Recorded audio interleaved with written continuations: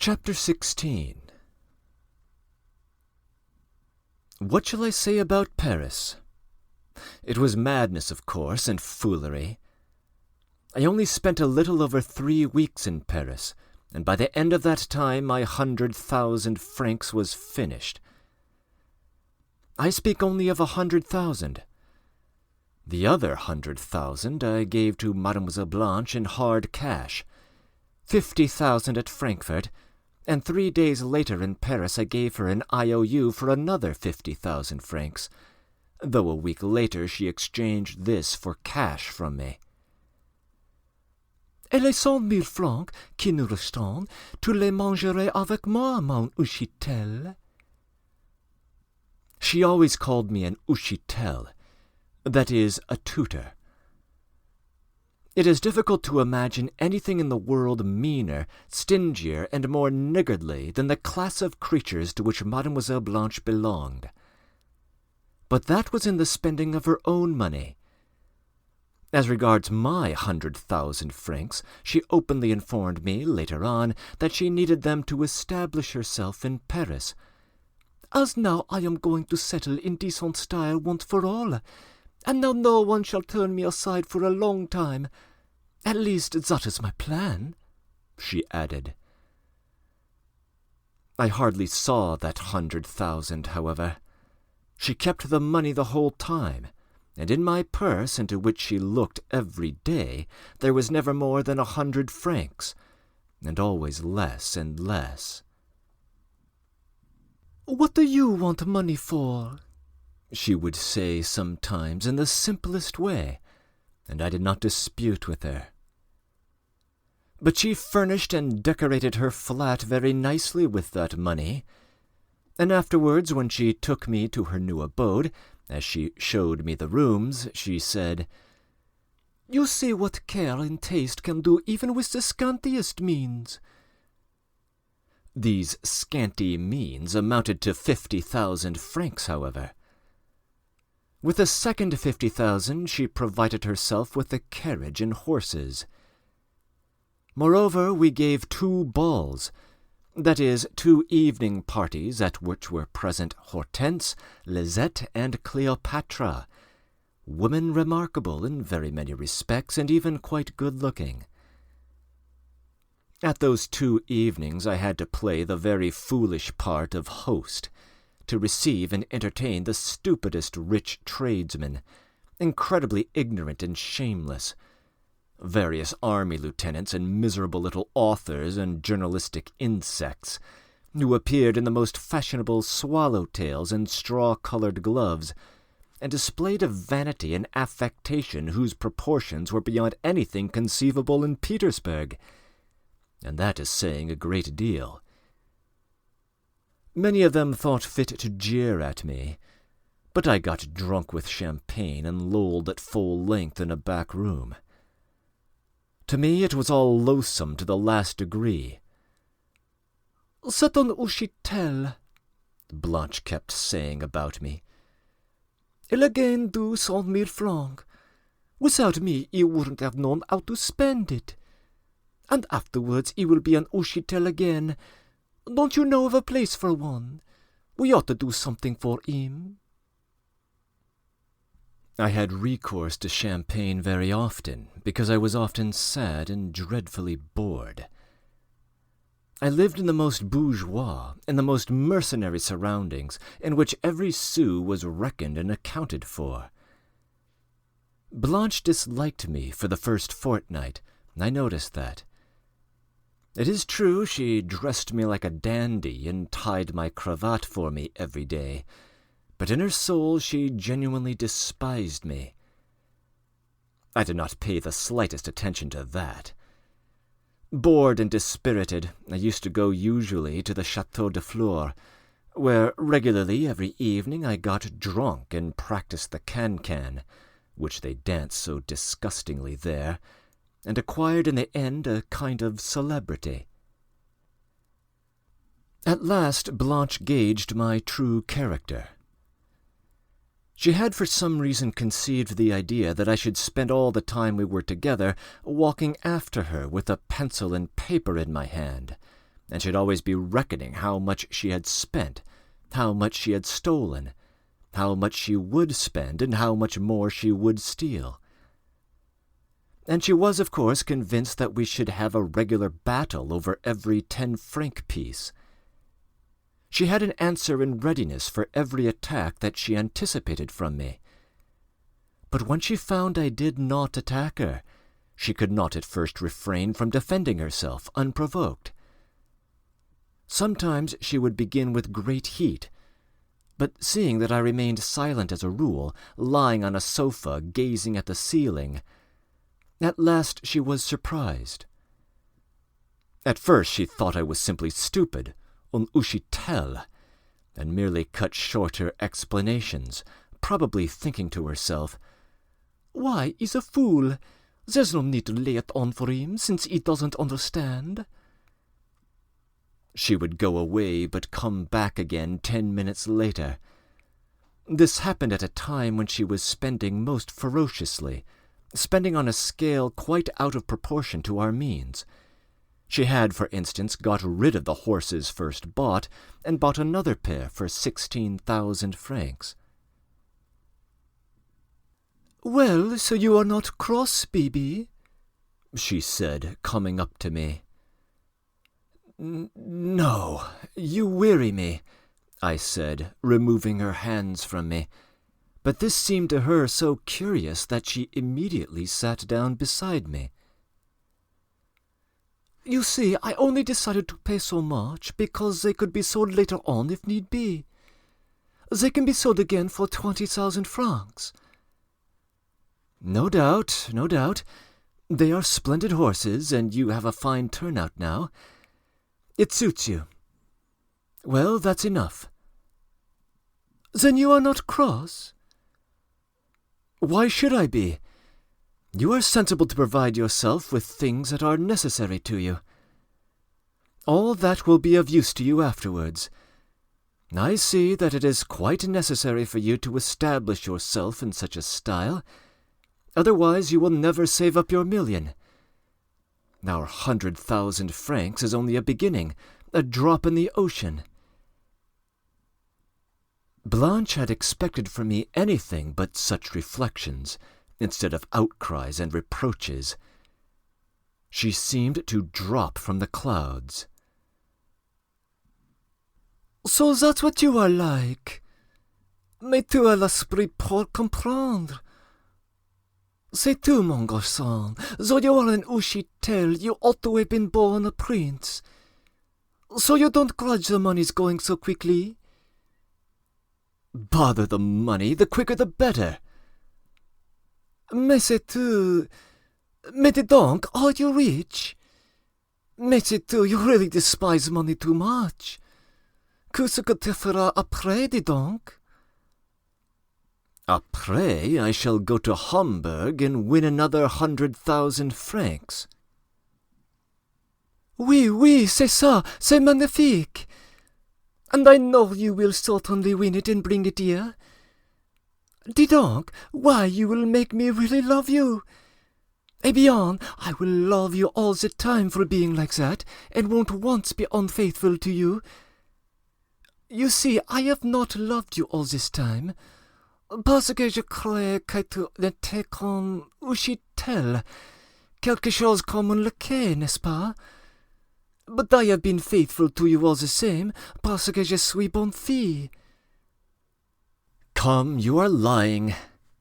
How about Albert, that swarthy-faced little officer? Do you suppose I didn't see last time?" Oh, mais tu es..." "Come, you are lying, you are lying. Why, do you suppose I should be angry? Why, it's no matter. Il faut que la jeunesse se passe. And there's no need for you to send him away if you had him before me and are fond of him. Only don't give him money, do you hear?" "So you are not angry about it? Mais tu es un vrai philosophe, c'est tout. Un vrai philosophe," she cried enthusiastically. "Eh bien, je t'aimerai, je t'aimerai. Tu verras, tu seras content." And from that time she really did seem to be attached to me, to be really affectionate, and so our last 10 days passed. The stars promised me I did not see.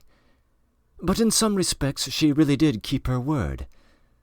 What is more, she introduced me to Hortense, who really was a remarkable woman in her own way, and in our circle was called Thérèse Philosophe. However, there is no need to enlarge upon that. All that might make a separate story, in a different tone, which I do not want to introduce into this story. The fact is, I longed above everything for this episode to be over. But our 100,000 francs lasted, as I have mentioned already, almost a month, at which I was genuinely surprised. 80,000 of that, at least, Blanche spent on things for herself, and we lived on no more than 20,000 francs. And yet it was enough. Blanche, who was in the end almost open with me, or at any rate did not lie to me about some things, declared that, anyway, the debts she had been obliged to make would not fall upon me. "I have never given you bills or IOUs to sign," she said, "because I was sorry for you, but any other girl would have certainly done it and got you into prison. You see how I loved you and how good I am. Think of what that devil of a wedding alone is going to cost me." We really were going to have a wedding. It took place at the very end of my month, and it may be assumed that the last remains of my 100,000 francs went upon it. That was how the thing ended. That is, my month ended with that, and after it I received my formal dismissal. This was how it happened. A week after our arrival in Paris, the general suddenly turned up. He came straight to Blanche, and from his first call almost lived with us. He had a lodging of his own, it is true. Blanche received him joyfully, with shrieks of laughter, and even flew to embrace him. As things had turned out, she was unwilling to let him go, and he had to follow her about everywhere, on the boulevards, into the theatres, and to call on her acquaintances, and to take her for drives. The general was still of use for such purposes. He was of rather imposing and decorous appearance. He was above the average in height, with dyed whiskers and moustaches. He had once served in the cuirassiers. He was still presentable-looking, though his face was puffy. His manners were superb. He looked well in evening dress. In Paris he began wearing his decorations. The promenade on the boulevard with a man like this was not only possible, but advantageous. The good-natured and senseless general was immensely delighted with all this. He had not reckoned upon it at all when he came to see us on arriving in Paris. He had come then almost trembling with terror. He was afraid that Blanche would make an uproar and order him to be turned out, and so he was highly delighted at the changed aspect of the position, and spent the whole month in a sort of senseless rapture, and he was in the same state when I left him. I learnt that on the morning of our sudden departure from Roulettenberg he had some sort of a fit. He had fallen insensible, and had been all that week almost like a madman, talking incessantly. He was being nursed and doctored, but he suddenly threw up everything, got into the train, and flew off to Paris. Of course, Blanche's reception was the best cure for him, but the traces of his illness remained long after, in spite of his joy and his enthusiastic condition. He was utterly incapable of reflection, or even of carrying on a conversation on any serious subject, and when any such topic was brought forward, he confined himself to nodding his head and ejaculating, at every word. He often laughed, but it was a nervous, sickly laugh, as though he were giggling. Another time he would sit for hours looking as black as night, knitting his bushy brows. Of many things he had no recollection whatever.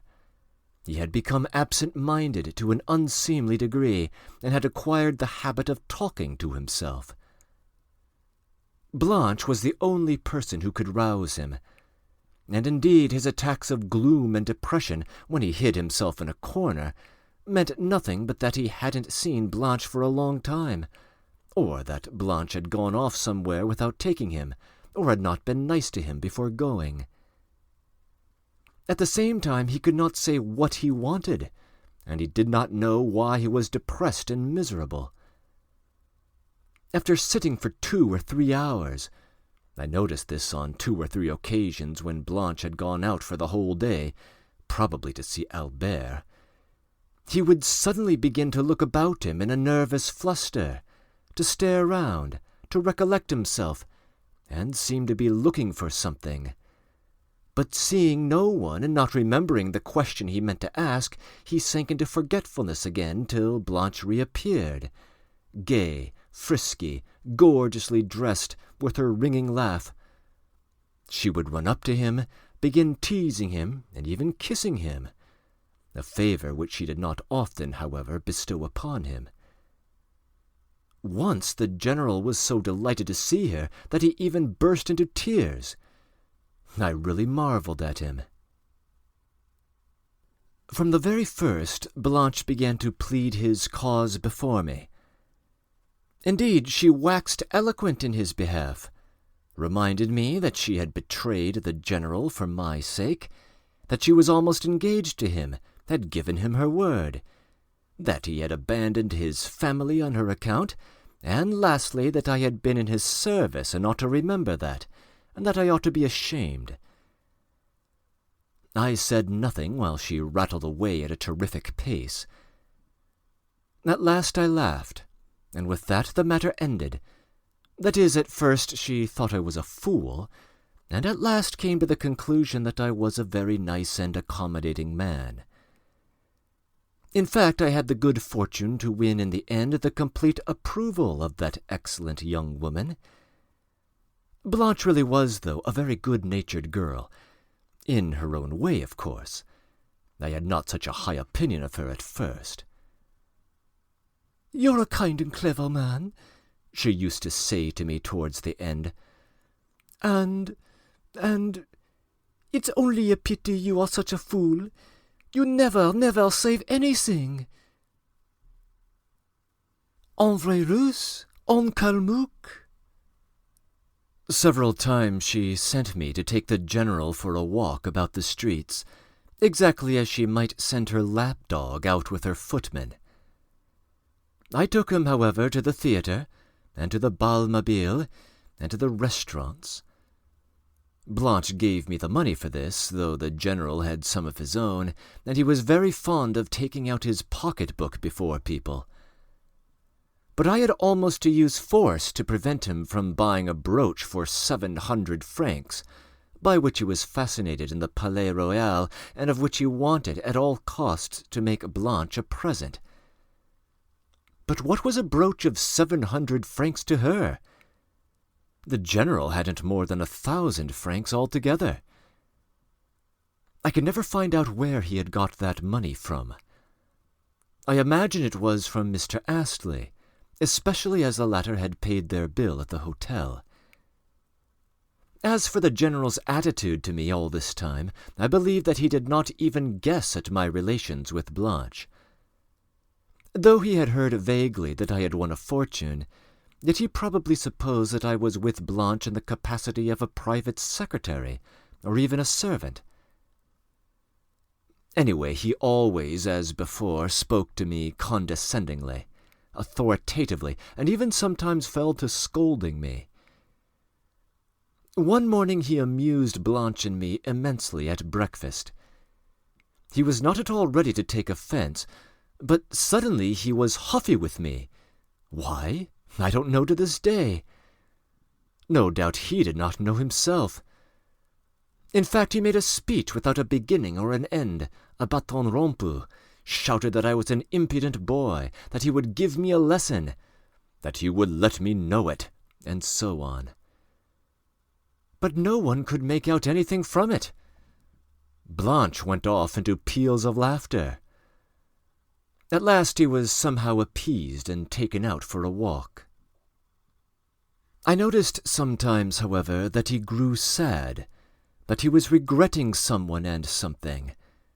He was missing something in spite of Blanche's presence.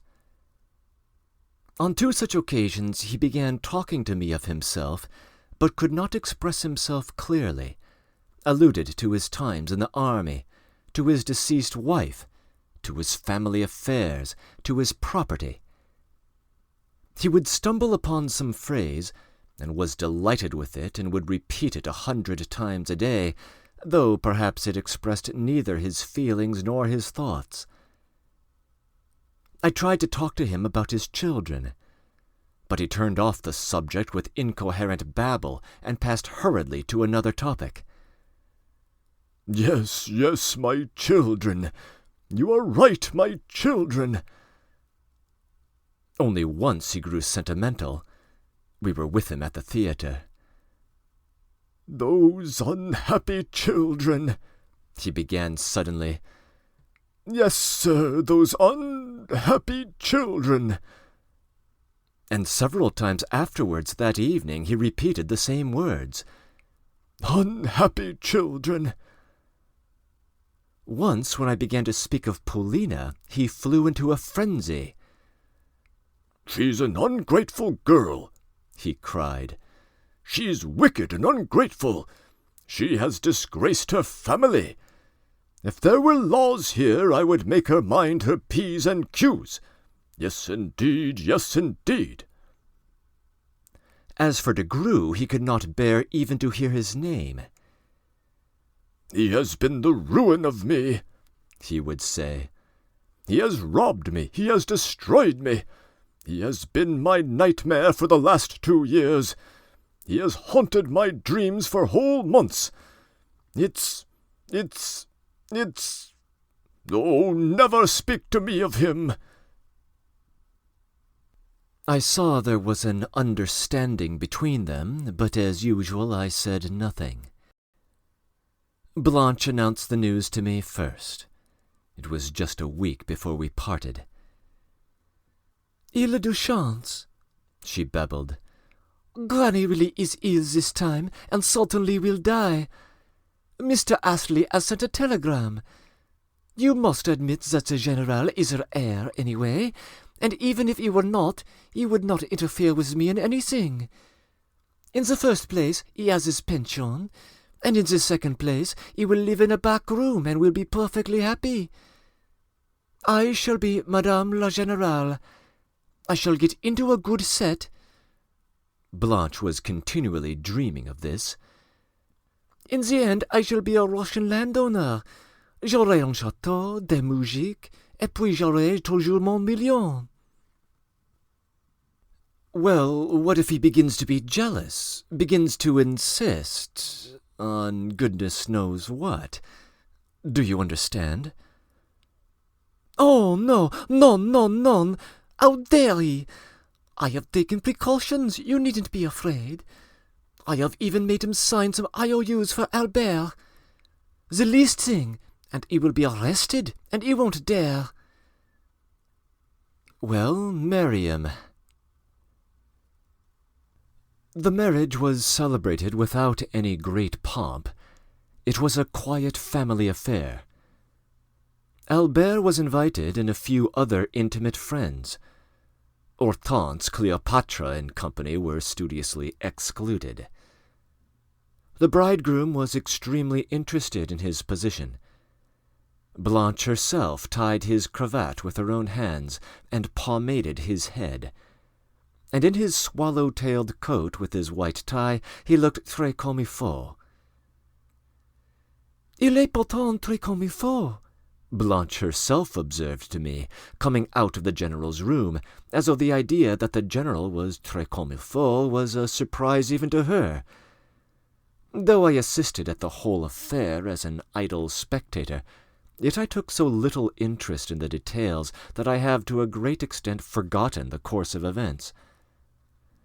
I only remember that Blanche turned out not to be called de Comminges, and her mamma not to be la veuve Comminges, but du Placet.